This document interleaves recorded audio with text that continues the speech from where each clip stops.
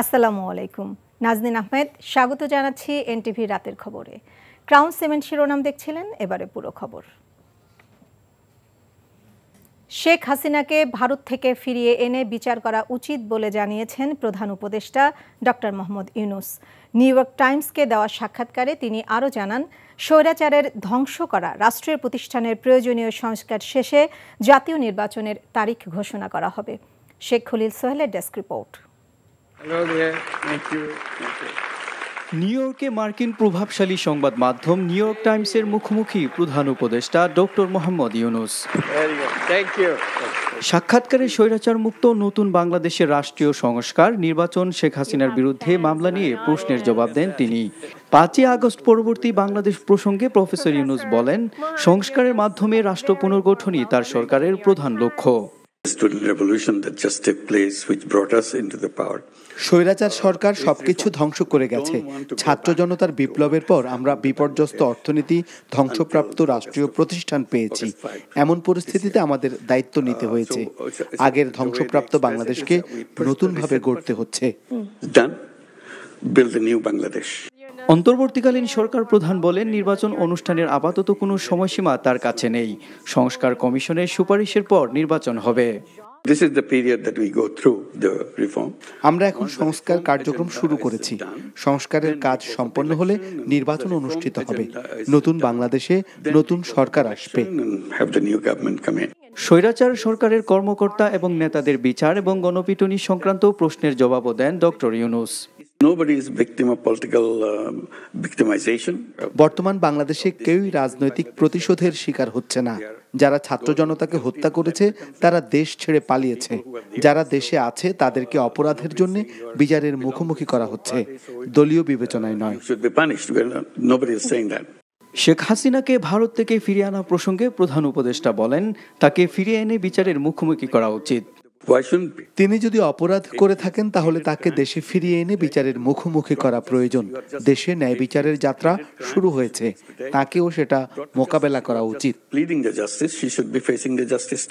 তাছাড়া ভবিষ্যতে নির্বাচনে দাঁড়ানোর কোনো পরিকল্পনা নেই বলেও জানান 84 বছর বয়সী নোবেলজয়ী ইউনূস।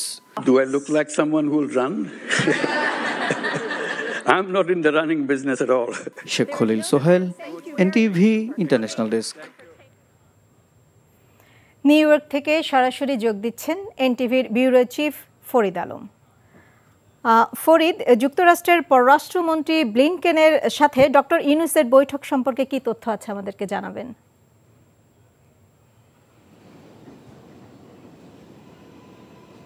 ধন্যবাদ নাজনীন। আপনি জানেন যে মূল সম্মেলনের আজকে তৃতীয় দিন চলছে। আগামীকাল ডক্টর ইউনূস জাতিসংঘের মূল অধিবেশনে তার ভাষণ দেবেন। তার আগে আজকে ব্লিনকেন সহ কয়েকটি আন্তর্জাতিক অর্থনৈতিক সংগঠনের সাথে এবং যুক্তরাষ্ট্রের অনেকগুলো একাধিক বিজনেস অ্যাসোসিয়েশনের সাথে ডক্টর ইউনূসের বৈঠকের কথা রয়েছে। তার আগে ব্লিনকেনের সাথে বৈঠক, আপনি যেটা বলছেন যে আপনি জানেন যে বাংলাদেশের গণতন্ত্র উত্তরণে, গণতন্ত্রকে শক্তিশালী করতে, বাক স্বাধীনতা ফিরিয়ে আনতে এবং আন্তর্জাতিক পরিমণ্ডলে বাংলাদেশের যে ভাবমূর্তি, যে অবস্থান, সেটাকে পুনরায় ফিরিয়ে আনতে এই পদক্ষেপগুলো নিয়ে ব্লিনকেনের সাথে দুই নেতার আলোচনার কথা রয়েছে। এছাড়া ব্লিনকেনের সাথে কিন্তু বাংলাদেশের অনেকগুলো ইস্যু নিয়ে ডক্টর ইউনূসের কথা বলার সম্ভাবনা রয়েছে, যে বিষয়গুলো আমাদেরকে আনুষ্ঠানিকভাবে এখনো জানানো না হলেও আজকে সন্ধ্যায় আমরা জানতে পারবো। কিন্তু তার আগে আমরা যতটুকু জানি যে আপনি জানেন যে বাংলাদেশে র্যাবের উপরে কিন্তু র্যাব সহ আরো কয়েকটি সংস্থার বেশ কয়েকজন কর্মকর্তার উপরে মানবাধিকার লঙ্ঘনের জন্য যে নিষেধাজ্ঞা রয়েছে, সেই বিষয়গুলো নিয়েও আলোচনা হতে পারে। কারণ পরিবর্তিত পরিস্থিতিতে কিন্তু এখন অবস্থা পাল্টে গিয়েছে। বিগত সময়ে যে ধরনের আইন শৃঙ্খলা বাহিনীর দ্বারা যেভাবে নির্যাতনের শিকার হয়েছে মানুষ, সেটা কিন্তু এখন বন্ধ হয়েছে নতুন সরকার ক্ষমতা আসার পরে। সুতরাং এই বিষয়গুলো তাদের আলোচনার মধ্যে স্থান পাবে বলে আমরা জানতে পেরেছি।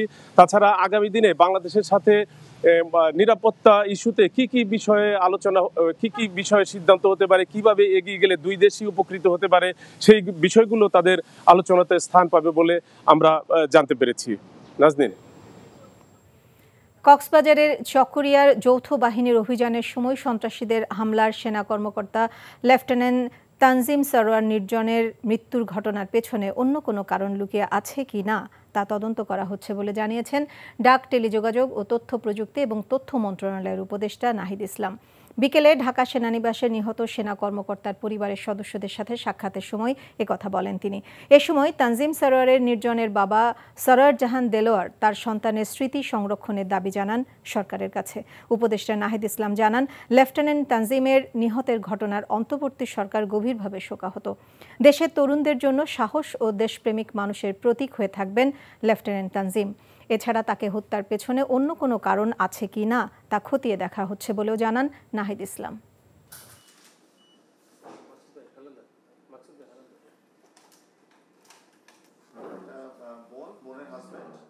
পুরো বিষয়টা আমরা তদন্তের জন্য বলেছি যে আসলে বিষয়টা ঘটনাটার পিছনে আরও কোনো পরিকল্পনা আছে কিনা তদন্ত হওয়ার আগ পর্যন্ত নিশ্চিত করে কিছু বলা যাচ্ছে না। তবে এর পিছনে যেই থাকুক না কেন, যারাই থাকুক না কেন, এই ঘটনার অবশ্যই বিচার হবে। রাষ্ট্রের কাছে একটা আবেদন শুধু যে আমার ছেলের স্মৃতিটা যেন থাকে, প্রজন্ম পর প্রজন্ম যেন সেই স্মৃতিটা দেখে বুঝতে পারে যে না, দেশের জন্য জীবন দিয়েছিল, উৎসর্গ করেছিল এই তানজিম সরোয়ার নির্জন। আমি এইটাই কামনা করি।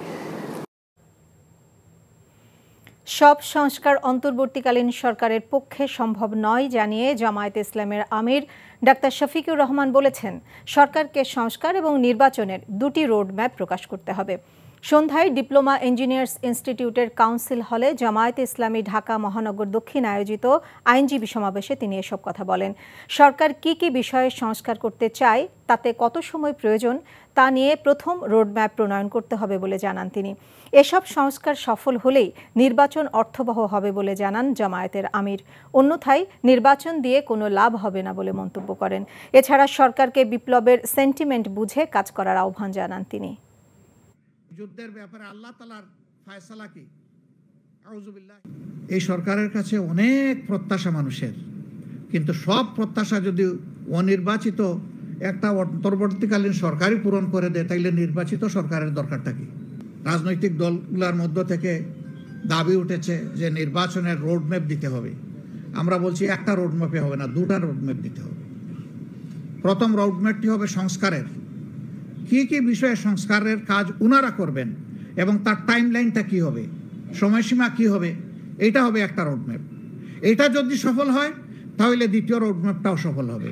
প্রথমটা যদি সফল না হয় দ্বিতীয়টার কোনো প্রয়োজনই নেই, ওটাতে কিছুই হবে না। অন্তর্বর্তী সরকারকে বিপদে ফেলতে আওয়ামী দোসররা উঠে পড়ে লেগেছে উল্লেখ করে বিএনপি নেতারা বলেছেন, দিল্লিতে বসে সরকার হটানোর ষড়যন্ত্র করা হচ্ছে। বিএনপি নেতাদের দাবি, ছাত্র জনতার আন্দোলন দমাতেও ভিনদেশি বাহিনীকে ব্যবহার করেছে স্বৈরাচার হাসিনা সরকার। রাজধানীতে পৃথক অনুষ্ঠানে তারা এসব কথা বলেন। হাসান মাহমুদের রিপোর্ট। ছাত্র জনতার অভ্যুত্থানে আহত ও নিহতদের পরিবারকে ধারাবাহিক সহায়তার অংশ হিসেবে যাত্রাবাড়ি মাতুয়াইলে দুজন শহীদ পরিবারের খোঁজ খবর নিতে যান দলের সিনিয়র যুগ্ম মহাসচিব রুহুল কবির রিজভী আহমেদ। পরে রিজভী আহমেদ অভিযোগ করেন, ছাত্র জনতার আন্দোলন দমাতে আওয়ামী লীগ ভিনদেশি বাহিনীকে ব্যবহার করে হত্যাযজ্ঞ চালিয়েছে। এই আইন শৃঙ্খলা বাহিনীর ভেতরে তারা ভিনদেশি আইন শৃঙ্খলা বাহিনীর লোকদেরকে ঢুকিয়েছে, যে ভিনদেশি নাগরিকরা এই আইন শৃঙ্খলা বাহিনী, সেটা বিজিবি এবং পুলিশের মধ্যে তাদেরকে ঢুকানো হয়েছিল, কারণ তারা হিন্দিতে কথা বলছে। এদিকে অন্তর্বর্তী সরকারকে প্রশ্নবিদ্ধ ও আওয়ামী লীগ দোসরদের ষড়যন্ত্রের প্রতিবাদে জাতীয় প্রেস ক্লাবে অবস্থান কর্মসূচি পালন করে গণতন্ত্র ফোরাম।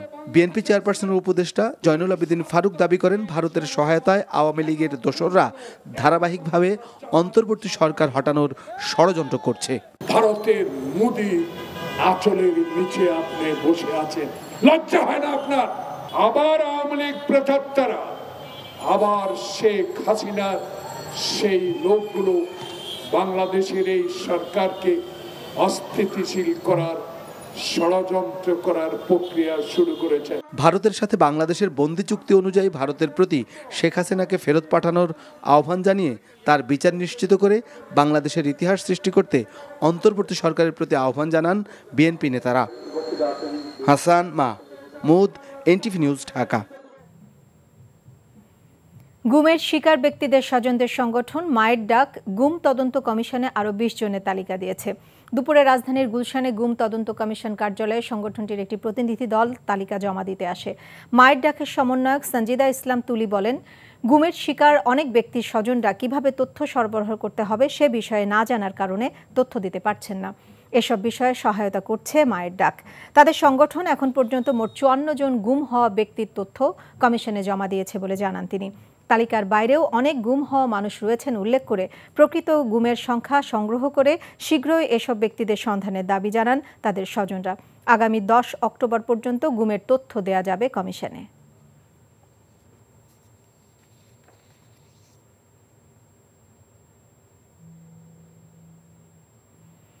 স্বৈরাচারের পতন হলেও সাংবাদিকতা এখনো মুক্ত হয়নি উল্লেখ করে সিনিয়র সাংবাদিকরা বলেছেন, সত্য প্রকাশে ক্ষমতাকে প্রশ্ন করার সাহস থাকাটা জরুরি।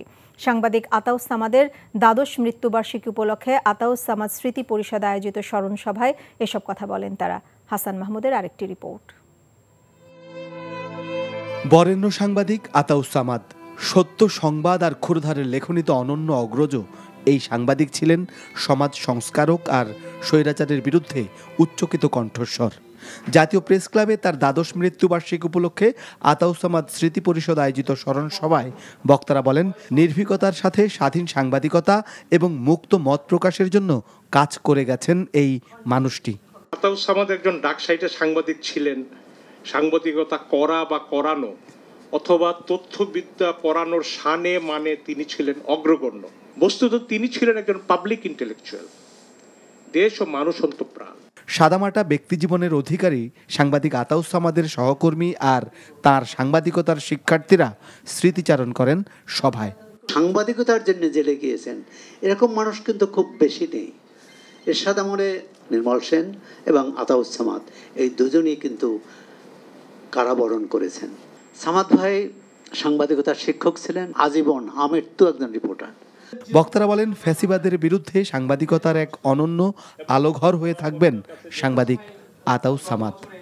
Hasan Mahmud, NTV news, Dhaka. Ispahani Mirzapur tea Bharat Bangladesh test প্রসঙ্গ। ক্রিকেট থেকে অবসরের সিদ্ধান্ত জানালেন সাকিব আল হাসান। আগামী মাসে ঘরের মাঠে দক্ষিণ আফ্রিকা বিপক্ষে ম্যাচ দিয়ে টেস্ট ক্রিকেটকে বিদায় জানাবেন বাংলাদেশের কিংবদন্তি এই অলরাউন্ডার। কানপুর টেস্টের আগে সংবাদ সম্মেলনে সাকিব আরও বলেন, দেশের জার্সিতে টি-20তে আর মাঠে ফিরবেন না তিনি। ওয়ানডে ক্যারিয়ার শেষ করবেন চ্যাম্পিয়ন্স ট্রফি দিয়ে। কানপুর থেকে মমিনুর রিপনের রিপোর্ট। দীর্ঘ ক্যারিয়ারে চাপকে সঙ্গে নিয়ে চলেছেন বিশ্বের অন্যতম সেরা অলরাউন্ডার সাকিব আল হাসান। তবে গত 2 মাসের পরিস্থিতি একেবারে ভিন্ন। ছাত্র জনতা গণঅভ্যুত্থানের সময় তার নীরবতায় ভক্তদের সমালোচনা ঝড় বয়েছে। 5 আগস্ট শেখ হাসিনা সরকার পতনের পর হত্যা মামলার বোঝা নিয়ে এখন পর্যন্ত দেশে ফেরা হয়নি সাকিবের। সবশেষ শেয়ার কারসাজির জন্য 50 লাখ টাকা জরিমানা। সবকিছু মিলিয়ে চাপটা যেন পাহাড় সমান। সাকিব মনে করেছেন এটাই সেরা সময় নিজেকে ক্রিকেট থেকে সরিয়ে নেওয়ার। যদি সুযোগ থাকে, আমি যদি দেশে যেয়ে খেলতে পারি, মিরপুর টেস্ট হবে আমার জন্য লাস্ট, স্পেশালি টেস্ট ক্রিকেটে।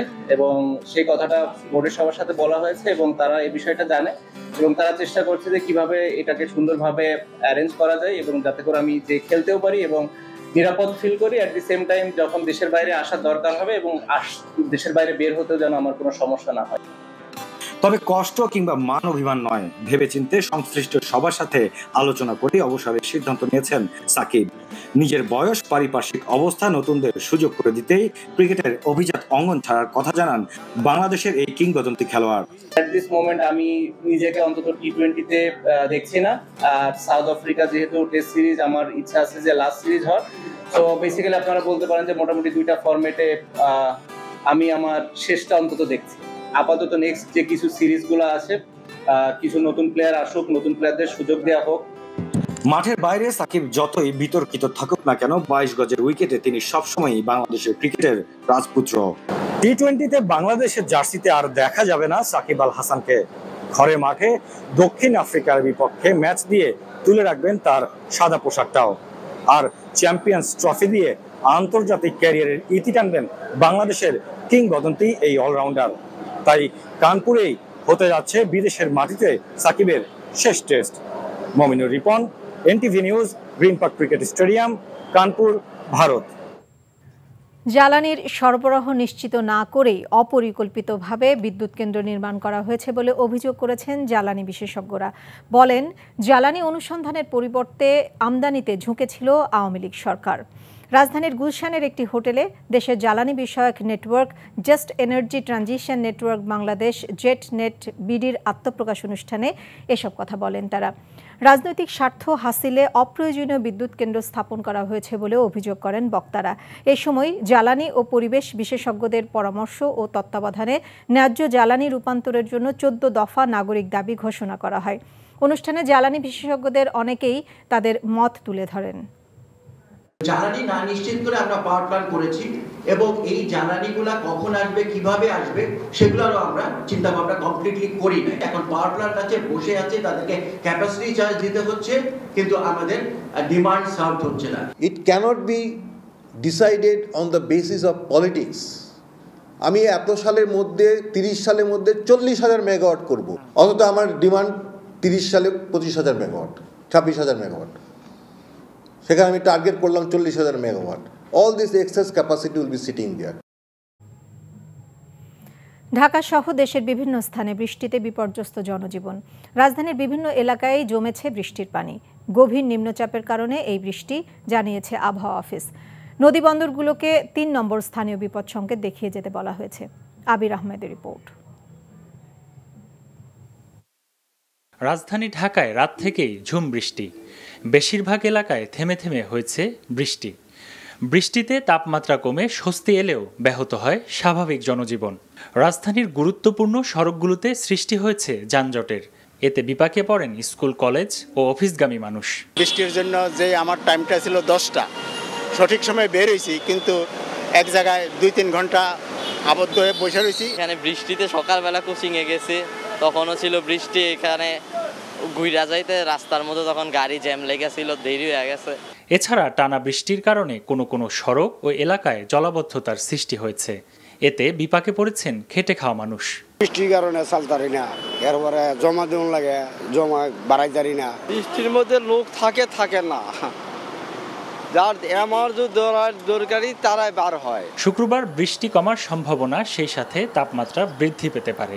তবে ভ্যাপসা গরমের সম্ভাবনা না থাকার কথা জানিয়েছে আবহাওয়া অফিস। বাংলাদেশের উপরে মৌসুমী বায়ু সক্রিয় হয়েছে, বিদায় এই বৃষ্টিপাত হচ্ছে। তবে বৃষ্টিপাত 25 এবং 26 সেপ্টেম্বর পর্যন্ত মোটামুটি সারা দেশের উপরে বিদ্যমান আছে এবং আগামীকাল থেকে অর্থাৎ 27 সেপ্টেম্বর থেকে এই বৃষ্টির পাতের যে ধারা, সে ধারা অনেকটা উন্নতির দিকে যাবে, অর্থাৎ অনেকটা ভালোর দিকে চলে যাবে। তবে হয়তো কিছু কিছু অঞ্চলে এই বৃষ্টি বিচ্ছিন্নভাবে কোথাও কোথাও হবে, তবে এই ধারায় আর বৃষ্টিপাত আপাতত কয়েকদিন হবে না। এদিকে সক্রিয় মৌসুমী বায়ুর প্রভাবে খুলনা, বরিশাল, চট্টগ্রাম, ঢাকা, ময়মনসিংহ, সিলেট, রাজশাহী ও রংপুর বিভাগের কোথাও কোথাও বৃহস্পতিবার সন্ধ্যা 6টা থেকে পরবর্তী 48 ঘন্টা ভারী থেকে অতি ভারী বর্ষণ হতে পারে। ভারী বর্ষণজনিত কারণে চট্টগ্রাম বিভাগের পাহাড়ি এলাকায় কোথাও কোথাও ভূমিধসের আশঙ্কা রয়েছে বলে জানায় আবহাওয়া অফিস। আবির আহমেদ, এনটিভি নিউজ, ঢাকা। কোটা সংস্কার আন্দোলনে নারী শিক্ষার্থীদের উপর ন্যাক্কারজনকভাবে হামলা চালানো ছাত্রলীগ নেতাকর্মী এবং দায়ী প্রশাসনের কর্মকর্তারা এখনও বহাল তবিয়তে থাকায় ক্ষোভ জানিয়েছেন ঢাকা বিশ্ববিদ্যালয়ের নারী শিক্ষার্থীরা। দ্রুত তাদের চিহ্নিত করে দৃষ্টান্তমূলক বিচার নিশ্চিত করার দাবি জানান তারা। বৃষ্টি উপেক্ষা করে বিকেলে ঢাকা বিশ্ববিদ্যালয়ের রাজু ভাস্কর্যের পাদদেশে প্রতিবাদ সমাবেশ থেকে তারা এসব দাবি জানান।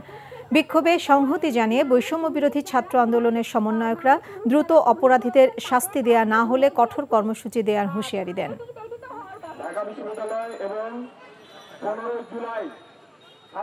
বিশ্ববিদ্যালয় প্রশাসনকে জানাতে চাই, এই সমস্ত হামলাকারী, এই সমস্ত কুলাঙ্গার যারা বিগত 15 বছর 16 বছর ধরে আমাদের নারী শিক্ষার্থীদের দাসত্বের শৃঙ্খলে আবদ্ধ করে রেখেছিল, তাদের প্রত্যেকের যথাযথ বিচার হতে হবে। তৎকালীন ডিসি, প্রক্টর, সহকারী প্রক্টর সহ যতজন ছিল প্রত্যেকে এই হামলার জন্য দায়ী।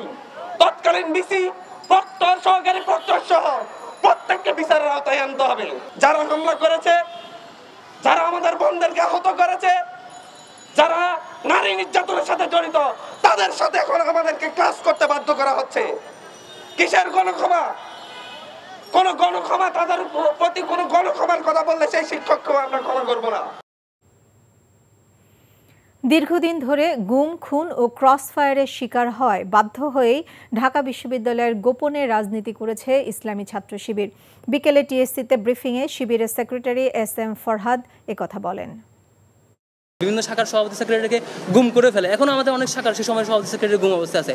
তো বিভিন্ন থানা শাখার সভাপতি সেক্রেটারিকে উঠায় নিয়ে গিয়ে ক্রসফায়ার দেয়। আমাদের শত ভাইকে ক্রসফায়ার দিয়ে হত্যা করা হয়েছে। আমাদের শত দায়িত্বশীলকে বিভিন্ন মিথ্যা মামলা জর্জরিত করে রিমান্ডে নির্যাতন করা হয়েছে। এই যে ফেসিবাদ কায়েমের, আপনি বলবেন যে তোমার বড় ভাইকে গুম করে হত্যা করা হয়েছে আর তুমি কেন পরিচয় দিচ্ছ না, এই কোয়েশনটা ভ্যালিড? নাকি তোমার বড় ভাইকে কেন হত্যা করা হয়েছে এটার বিচার চাই, এই প্রশ্নটা ভ্যালিড? আপনার আমার আগের জেনারেশন পার 5-7 কমিটিকে দিনের পর দিন ক্রসফায়ার করে হত্যা করা হবে, আর পরের কোনো ছোট ভাই সে যখন পরিচয় এই হত্যার ভয়ে পেশ করতে পারবে না, তখন তাকে কোয়েশ্চেন করবেন যে আপনারা গোপন ছিলেন কেন? আমার মনে হয় এটা মজলুম একটা সংগঠনের উপর আরো বেশি জুলুম করা। এস আলমের দুই ছেলে আসাদুল আলম ও সাইফুল আলমের বিরুদ্ধে 500 কোটি কালো টাকা নিয়ম বহির্ভূতভাবে সাদা করা এবং অবৈধ সম্পদের তদন্তে দুর্নীতি দমন কমিশনে অভিযোগ করেছেন এক আইনজীবী। দুদকে অভিযোগ দায়ের করার পর আইনজীবী সুলতান মাহমুদ বলেন, এস আলম বাংলাদেশের ব্যাংক সহ বেশ কিছু আর্থিক প্রতিষ্ঠানকে দৈন্য দশায় ফেলার পর প্রভাব খাটিয়ে তার দুই ছেলে কালো টাকা নিয়ম না মেনে সাদা করেছে। যেহেতু এস আলমের দুই ছেলে বাংলাদেশের নাগরিকত্ব ছেড়েছেন, এ কারণে তার কালো টাকা সাদা করার আইনগত বৈধতা নেই বলে যুক্তি তুলে ধরেন। আইনজীবী বলেন, এ কাজে জাতীয় রাজস্ব বোর্ডের সদস্য আবু দাউদ সহযোগিতা করে নিজে অবৈধভাবে লেনদেন করেছেন। সঠিক তদন্তের মাধ্যমে তাদের বিরুদ্ধে ব্যবস্থা নেওয়ার আহ্বান জানান আইনজীবী সুলতান মাহমুদ। ৭১-এর সংবিধান গর্বের জায়গা উল্লেখ করে সুপ্রিম কোর্টের জ্যেষ্ঠ আইনজীবী ব্যারিস্টার সারা হোসেন বলেছেন, প্রয়োজনে সংশোধন করা যেতে পারে, তবে এটাকে বাদ দেয়া কোনোভাবেই ঠিক হবে না। বিকেলে ঢাকা বিশ্ববিদ্যালয়ের RC মজুমদার মিলনায়তনে শিক্ষার্থী জনতার গণ-অভ্যুত্থানে দেশের পরিবর্তিত প্রেক্ষাপটে বাংলাদেশের সংবিধান, সম্ভাবনা ও প্রতিক্রিয়া শীর্ষক আলোচনা সভায় তিনি এই কথা বলেন। অনুষ্ঠানে বক্তারা বলেন, শিশু থেকে বয়স্ক দেশের প্রত্যেক নাগরিকের সংবিধান জানা উচিত। প্রয়োজনে সংবিধানকে প্রাথমিক কিংবা মাধ্যমিকের পাঠ্যসূচিতে অন্তর্ভুক্তির দাবি জানান অনেকেই। সমাজসেবা অধিদপ্তরের ডিজি আবু সালেহ মোস্তফা কামাল এবং অতিরিক্ত পরিচালক কামরুজ্জামান সহ দুর্নীতিগ্রস্ত কর্মকর্তাদের স্থায়ী বরখাস্তের দাবিতে বিক্ষোভ সমাবেশ করেছে শিক্ষার্থীরা। দুপুরে সমাজসেবা অধিদপ্তরের সামনে শিক্ষার্থীরা বিক্ষোভ সমাবেশ করেন। শিক্ষার্থীরা দাবি করেন, স্বৈরাচার শেখ হাসিনা পালিয়ে গেলেও এখনও বিভিন্ন জায়গায় স্বৈরাচারের দোসররা বসে আছে। এদেরকে চিহ্নিত করে দ্রুত বিচারের আওতায় আনার দাবি জানান শিক্ষার্থীরা। ডিজি এবং পরিচালক দীর্ঘদিন ধরে ছাত্রলীগের নেতাকর্মীদের বিভিন্ন জায়গায় নিয়োগ দিয়েছেন বলেও অভিযোগ করেন শিক্ষার্থীরা।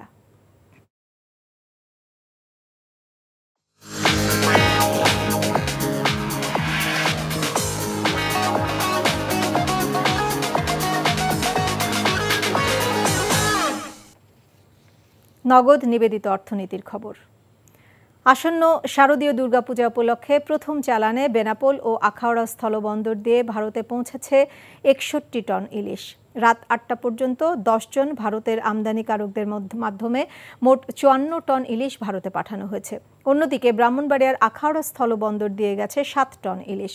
ভারতের অনুরোধে বাংলাদেশ সরকার 49টি রপ্তানিকারক প্রতিষ্ঠানকে 2420 মেট্রিক টন ইলিশ রপ্তানির অনুমতি দেয়। বাণিজ্য মন্ত্রণালয়ের নির্দেশনা অনুযায়ী আগামী 12 অক্টোবরের মধ্যে ইলিশ রপ্তানি শেষ করতে হবে বলে জানিয়েছে বেনাপোল কর্তৃপক্ষ। প্রতি কেজি ইলিশের রপ্তানি মূল্য $10 বা বাংলাদেশি টাকায় 1180 টাকা। সাকিবের জন্য আলাদা নিরাপত্তা ও সরকারের উচ্চ পর্যায়ে গিয়ে দেন দরবার করবার মতো অবস্থায় নেই বাংলাদেশ ক্রিকেট বোর্ড। তাই দক্ষিণ আফ্রিকার বিপক্ষে নিজের মাঠে দর্শকদের সামনে সাবেক অধিনায়কের টেস্ট থেকে বিদায় নেওয়া হচ্ছে না। কাল ভারতের বিপক্ষে দ্বিতীয় ও শেষ টেস্টটি হতে যাচ্ছে সাকিবের ক্যারিয়ারের শেষ টেস্ট ম্যাচ। আজ বিসিবি সভা শেষে বিষয়টি নিশ্চিত করেছেন বোর্ড প্রধান। রিপোর্ট বর্ষণ কবিরের।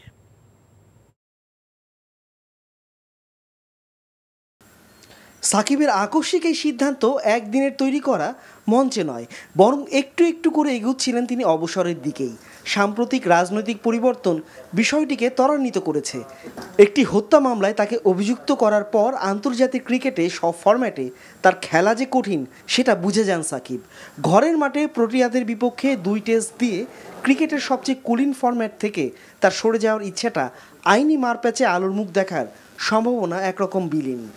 যে ঢাকা থেকে সে করতে চায় এটা তো আমি সম্মান জানিয়েছি। তখন এটাও কথা হয়েছে যে তাকে মানে ওই লেভেল থেকে তার কেসের ব্যাপারে কি হবে না হবে এটা আমি বলেছি যে এটা আমাদের তেমন কিছু করার নাই। ক্লিয়ারেন্সটা কে দিবে এটা আমাদের বোর্ড থেকে কিন্তু আমরা ক্লিয়ারেন্স দিতে পারবো না। এই ব্যাপারটা এটা অবশ্যই আপনার একদম উচ্চ পর্যায় থেকে আসতে হবে। শেষটা ভালো হলে খুব ভালো হতো। শেষটা ভালো বলতে ঘরের মাটিতে যদিও রিটায়ার করতে পারতো খুব ভালো হতো। সবার ভালোবাসা নিয়ে যদিও রিটায়ার করতে পারতো খুব ভালো হতো, সেটা হয়নি। কানপুরে আপাত দৃষ্টিতে মনে হচ্ছে সাকিব আল হাসান তার শেষ টেস্ট খেলতে যাচ্ছেন। টি-20কেও একরকম বিদায় জানিয়েছেন। সামনে ক্যারিবীয়দের বিপক্ষে 3 ম্যাচের ওয়ানডে সিরিজে তিনি না থাকলে চ্যাম্পিয়ন্স ট্রফি খেলে আন্তর্জাতিক ক্রিকেটকে বিদায় জানানোর যে স্বপ্নটা সাকিব দেখছিলেন সেটাও ভাঙার শঙ্কা থাকছে। বর্ষণ কবির, এনটিভি নিউজ, ঢাকা। ফিলিস্তিনি লেখক ঘাসান কানাফানির উপন্যাস মেন ইন দ্য সান এর অবলম্বনে মঞ্চস্থ হল নাটক পুলসিরাত। প্রাচ্য নাটের প্রযোজনায় সন্ধ্যায় মহিলা সমিতিতে মঞ্চস্থ হয় নাটকটি। অসংখ্য ভাগ্য বিড়ম্বিত মানুষের মতোই 3 জন আবু কায়েস, আসাদ ও মারওয়ান নিজেদের ভাগ্যান্বেষণের জন্য ফিলিস্তিন থেকে স্বপ্নের কুয়েতে পাড়ি জমাতে চায়। বয়স এবং প্রজন্মে আলাদা হলেও তাদের মিল এক জায়গায়, সবাই বিড়ম্বিত উদ্বাস্তু। অভিনয়ে ছিলেন আজাদ আবুল কালাম, মনিরুল ইসলাম রুবেল সহ আরও অনেকে। ফিলিস্তিনি লেখক ঘাসান কানাফানির উপন্যাসে মেন ইন দ্য সান অনুবাদ করেছেন মাসুমুল আলম।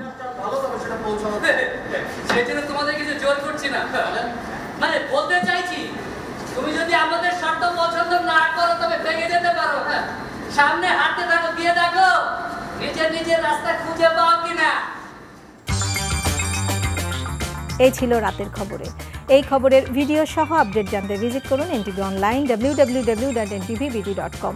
এছাড়াও এনটিভি জনপ্রিয় সব অনুষ্ঠান ও খবরের আপডেট জানতে ভিজিট করুন আমাদের ইউটিউবে ভেরিফাইড ফেসবুক পেজ। রাত 1টায় মধ্যরাতের খবর দেখার আমন্ত্রণ রইল। সবাইকে ধন্যবাদ।